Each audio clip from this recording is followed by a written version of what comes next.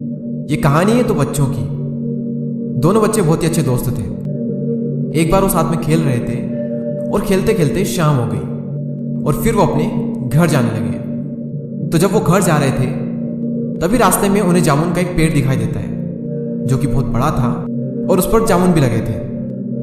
तो उन जामुन को देखकर दोनों बच्चों के मुंह में पानी आ जाता है और उनका मन करता है उन जामुन को खाने का।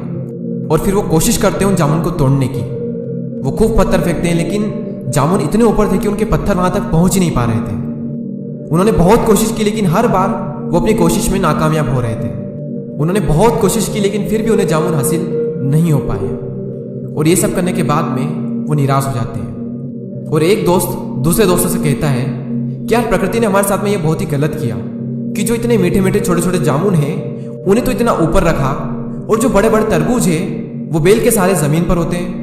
वो दूसरा दोस्त कहता है कि यार बात तो तेरी बिल्कुल सही है, प्रकृति ने ना ये सही नहीं किया हमारे साथ। और जब दूसरा दोस्त ये बात कह रहा होता है तभी उसके सर पर एक छोटा सा जामुन का गुच्छा गिरता है और उसे हल्की सी लगती भी है। और ये देखकर वो पहला वाला दोस्त उस पर हंसने लगता है। और इसी दौरान उस पहले वाले दोस्त को एक बात समझ में आती है कि यार हम गलत थे, प्रकृति ने हमारे साथ में जो कुछ भी किया है वो सब सही है। क्योंकि अगर इन जामुन की जगह तरबूज ऊपर लटके होते और इन जामुन की जगह पर अगर तरबूज तेरे सर पर गिरा होता तो शायद आज तू जिंदा भी ना बच पाता। यानी प्रकृति ने जो भी हमारे साथ में किया है वो बिल्कुल सही किया है और जो भी हमारे साथ में हो रहा है वो सब हमारे भले के लिए हो रहा है। हाँ, वो अलग बात है कि हमें भला दिख नहीं रहा है लेकिन जो भी हो रहा है उसमें कहीं ना कहीं कुछ न कुछ तो भला हमारे लिए छिपा हुआ है, बस हमें दिखाई नहीं दे रहा है। हम सबकी लाइफ में मुश्किलें हैं और हम सब कभी कभी ये सोचते हैं कि यार जिंदगी मेरे साथ ऐसा क्यों कर रही है। जब भी जिंदगी आपको नीचे की ओर धकेलती है तो क्या आपने कभी सोचा है कि क्यों धकेलती है? मैं आपको एक एग्जांपल देना चाहूंगा।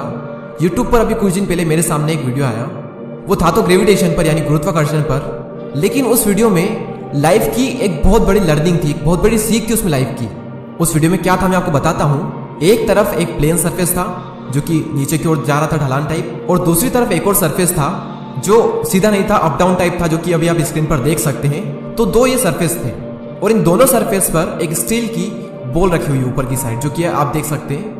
और अगर इन दोनों बॉल को हम एक साथ छोड़ेंगे तो कौन सी बॉल पहले बाउंड्री लाइन पर पहुंचेगी? मैं आपके सामने वो वीडियो प्ले करता हूं।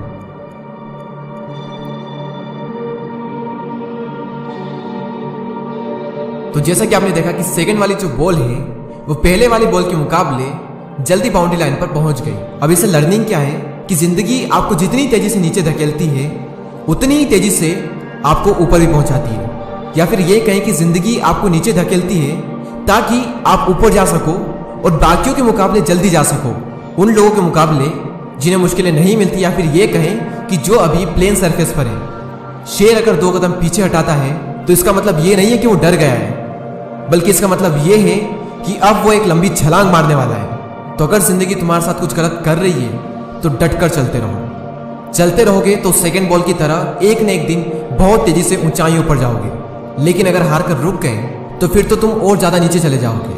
तो अगर जिंदगी तुम्हारे साथ कुछ खेल खेल रही है तो ठीक है, लेकिन अगर सब कुछ ठीक है यानी कि सब कुछ प्लेन है तो फिर तुम खुद कुछ चैलेंज लो, क्योंकि जितना बड़ा चैलेंज होगा सक्सेस भी उतनी ही बड़ी होगी।